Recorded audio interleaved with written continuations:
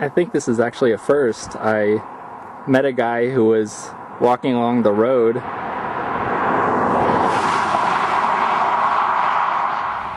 This is Will Buchanan for the Walk for Liberty. It's August 18th, 2008, day 110. Today I'm going to be walking over 20 miles for liberty. On my journey to New Hampshire as part of the Free State Project. And added on to the over 1,100 miles I've already walked, starting in Cannon Beach, Oregon. Yesterday I talked about a cat which John and Yuka had come across, and which didn't have a collar on, which I believe would be necessary to indicate intention of ownership of an animal. I also mentioned at the end of the episode that I would address the subject of whether animals should be owned at all. I think I'm safe in saying that the vast majority of society feels it's perfectly fine to own animals. I have heard some animal rights activists state that animals should not be allowed to be owned, and that apparently they should all be allowed to roam completely freely without any constraints at all put on them. I'm not going to address the morality of animal ownership today. Other than to say that, personally, I don't see that there's anything wrong with owning and keeping pets. Instead, I'm going to address the more practical question of animal ownership. And what that boils down to is your tolerance of societal consensus. What do I mean by that?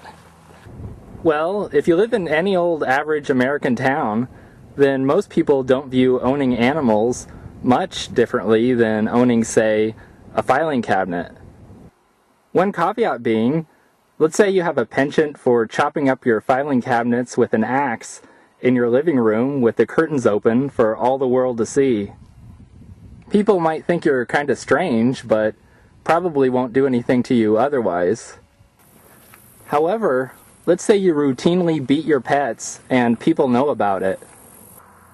Most people aren't going to think too kindly of that, and might even decide to take some action, such as rescuing the pet, since they view it as you causing pain to another feeling being.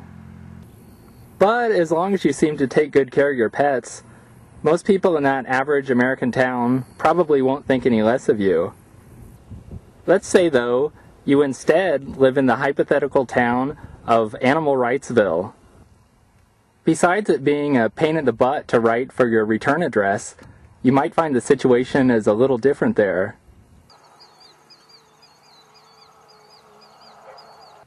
In this hypothetical town, 99% of the people are vehemently opposed to the idea of people owning animals.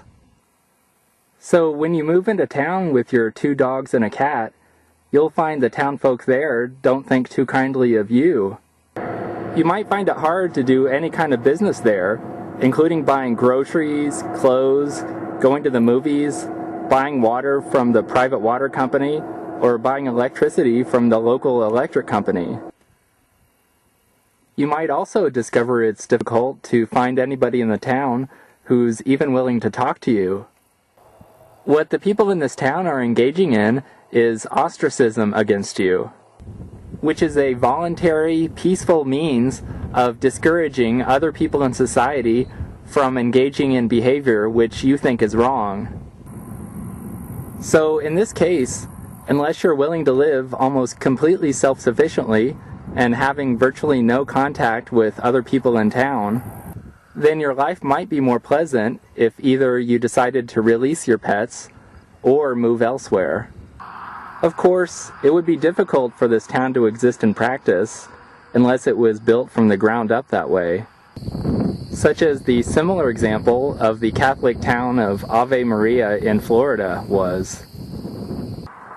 But my point is that things such as animal rights don't exist in a vacuum. They're only relevant in terms of how other members of society feel about them, and in your tolerance for the level of ostracism that can evoke. In most American towns, no one will ostracize you for owning animals. But if you lived in a town where even, say, 70% of the people there felt so strongly against animal ownership that they were willing to ostracize you for owning animals, Would you be willing to tolerate having only 30% of the choices that you might have otherwise?